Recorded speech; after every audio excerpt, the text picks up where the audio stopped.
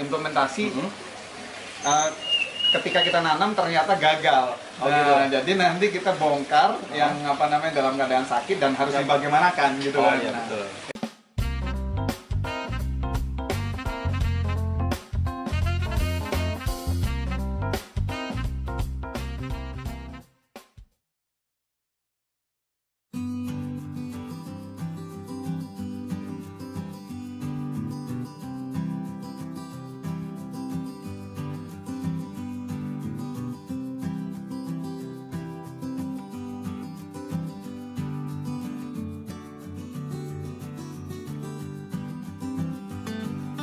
Kalau tanaman anggrek yang sehat itu seperti apa sih? Ciri-cirinya. Ya, ciri-cirinya. Oke. Jadi gini, seringkali kita kecolongan ketika ada orang ngomong anggrek sehat itu adalah yang bertunas. Padahal kalau kita pengen tahu yang bertunas itu ada dua kemungkinan. Yang pertama itu lagi sekarat, apa memang dia sehat. Nah kalau anggrek yang sehat, ciri-ciri yang paling dominan adalah akar. Nah, akarnya ini berwarna-warna hijau seperti ini. Jadi banyak akar yang tumbuh yang menjadi tunas-tunas baru ya. Jadi seperti ini. Nah, yang tidak sehat itu adalah yang seperti ini. Kita bisa lihat fisiknya. Daunnya menguning, ya kan? Iya. Kemudian dia pertumbuhannya akarnya agak kuning busuk, ya kan? Berbeda dengan yang satunya. Iya, beda banget ya.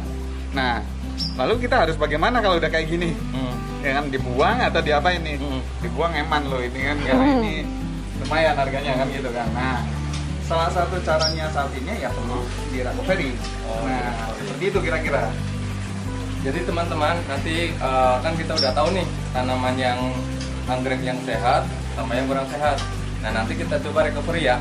Gimana cara penanggulangannya kalau terjadi misalnya tanaman anggrek punya teman-teman kondisinya seperti ini.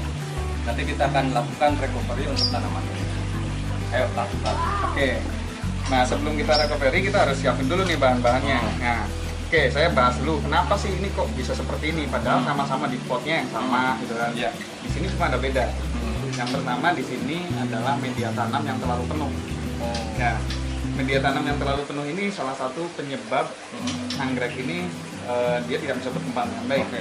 Nah, anggrek ini harus istilahnya ada nafas buat akarnya.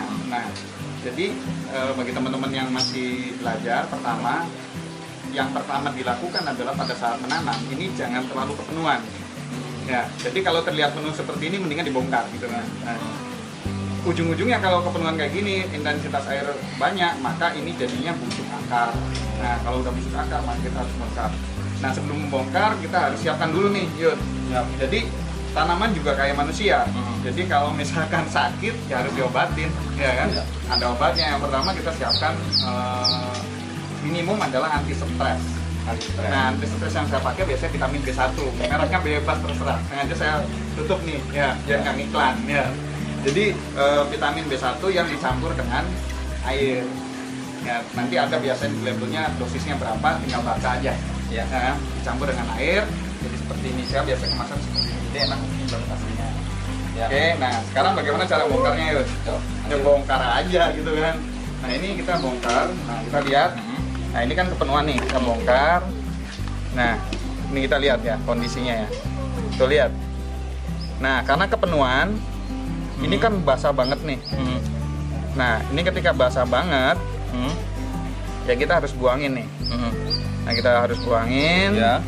Jangan sampai apa istilahnya, kalau memang dia ada yang sampai hitam, kita potongin. Cuma ini masih istilahnya kalau bilang masih nggak terlalu parah lah gitu kan, masih ada bahan-bahan ini. Nah, kemudian kita bisa pakai media yang saya senangin sih adalah pakai cacah ini.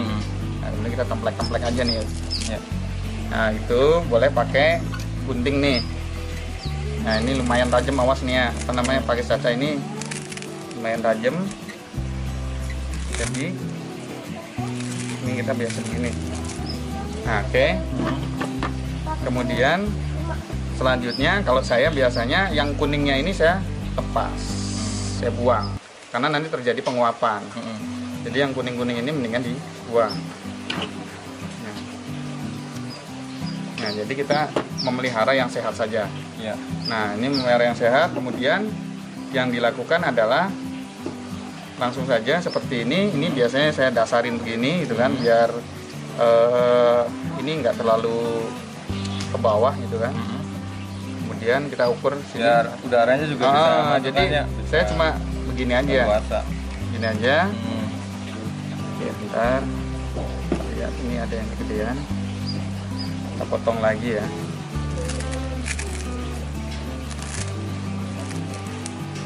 Jadi harus sedia gunting seperti ini nih ya, untuk khusus apa namanya motong-motong. Nah, anggrek itu sebenarnya paling seneng kalau dia ada media tanam yang tidak terlalu penuh. Jadi kita cuma untuk nahan aja.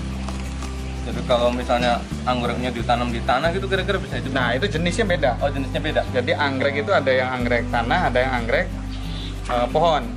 Nah, kalau yang di sini kebenaran kita nggak punya yang anggrek tanah. Nah, jadi kira-kira seperti ini ya. Jadi ada rongga-rongga.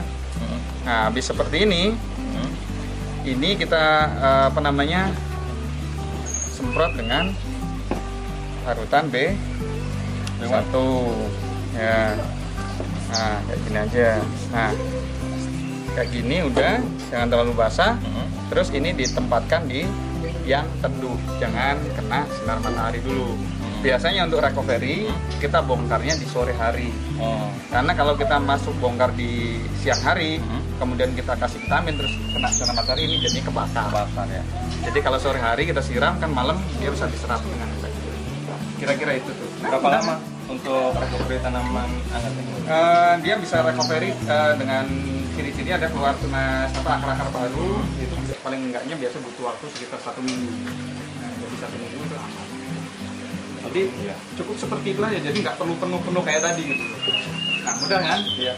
Ternyata mudah sekali teman-teman untuk menanam apa namanya mengganti media anggreknya ini. Tinggal kita masukkan media tanamnya. Yang ini salah satunya menggunakan pakai caca. Tinggal kita masukkan.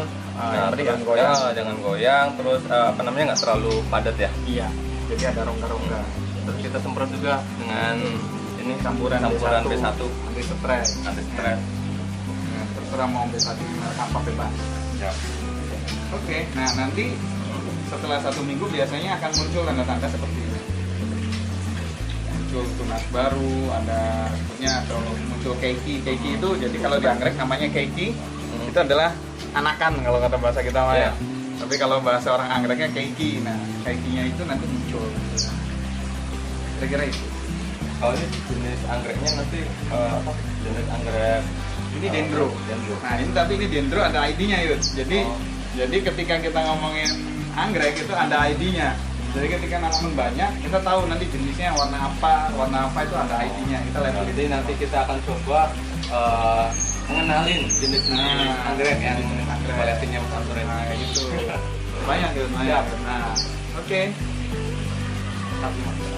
Ini adalah jenis ini dari Papua nih. Oh, dari Papua. Iya, jadi ini spesies Papua. Nah, ini namanya masih sama dendro ya. Ini dendro kanaricatum. Ini bunganya nanti ngejuntai banget, banyak banget.